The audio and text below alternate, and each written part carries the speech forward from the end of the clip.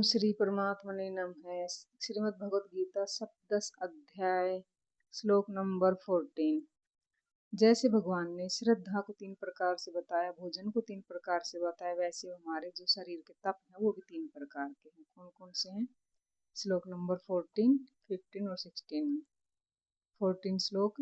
देव द्विज गुरु प्राग्ञ पूजनम शौचम आर्जवम ब्रह्मचर्येण अहिंसा च शारीरम तप उच्यते। अर्थात भगवान ने कहा, द्वैत पर विजय प्राप्त करने वाली यानी कि द्विज, देव द्विज मतलब देव जो परमात्मा है, देवता है, उनके बारे में कहा। और द्विज यानी कि जो ब्राह्मण है, यानी जिसने द्वैत पर जय प्राप्त कर ली है। और प्राज्ञ गुरु पूजनम, गुरु होता है जो सदगुरु है, और प्राज्ञ जो ज्ञानी जनों का जो पूजन करता है। और पूजनम शौचम आर्जम, शौचम मतलब पवित्रता, आर्जम मतलब सरलता, और ब्रह्मचर्य और अहिंसा, ये शरीर संबंधी तप कहे जाते हैं। यानी कि हमें शरीर सदैव वासना को बैठता रहता है, तो इसे अंतःकरण की वृत्तियों के अनुरूप तपाना हमारा शारीरिक तप कहलाता है। दूसरा है इसके बाद मानसिक तप या वाणी का तप। तो मानसिक, वाणी और शारीरिक 3 प्रकार से तप होता है, मनसा वाचा कर्मणा। अब हमारा वाणी का तप। अनुद्वेगकरं वाक्यं सत्यं प्रियहितं च यते स्वाध्याय अभ्यसनं च वाङ्मयं तप उच्यते। अर्थात जो उद्वेग पैदा न करे, यानी कि किसी के प्रति ईर्ष्या द्वेष ना हो, किसी से दुखी ना हो। तो उद्वेग जो पैदा नहीं करने वाला है, जो प्रिय है, हितकारी है, सत्य बोलना, सत्य भाषण करना, और परमात्मा में प्रवेश दिलाने वाले शास्त्रों का चिंतन करना, यानी जिन शास्त्रों को पढ़कर हम परमात्मा को प्राप्त कर सकते हैं, उनका चिंतन का अभ्यास करना, नाम जप करना, ये सब हमारे वाणी संबंधी तप कहे जाते हैं। नेक्स्ट है श्लोक नंबर 16 में मानसिक तप। अब मानसिक तप क्या होता है?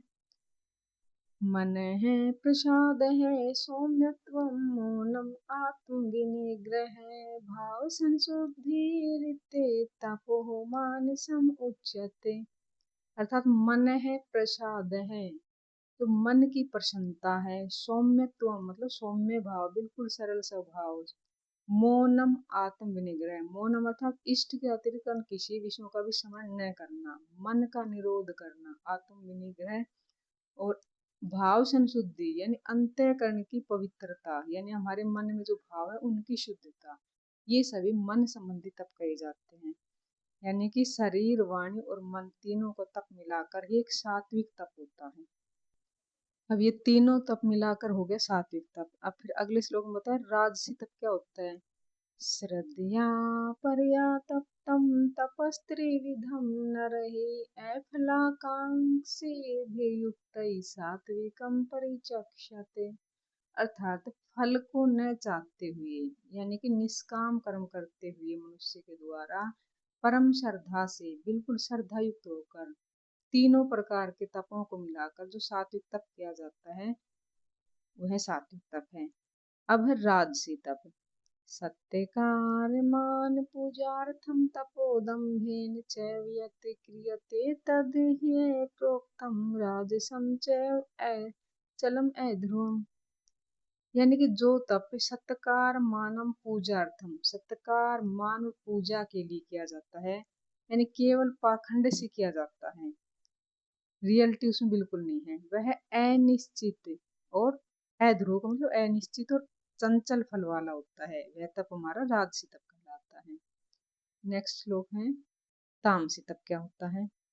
गूढ़ ग्राहेण आत्मनो यत पीड़या क्रियते तपः परस्योत साधनार्थम वा तत्तामस उदाहृतम। अर्थात जो तप मूढ़ मतलब मूर्खता पूर्वक, हठ से ग्रहण किया जाता है, मन, वाणी और शरीर के पीड़ा पहुंचाकर, यत पीड़िया मतलब कि मन, शरीर और वाणी इन तीनों से पीड़ा सहित, यानी दूसरों का अहित करने के लिए या बदले की भावना के लिए जो किया जाता है, वह तापसी तप होता है, तापसी तप होता है।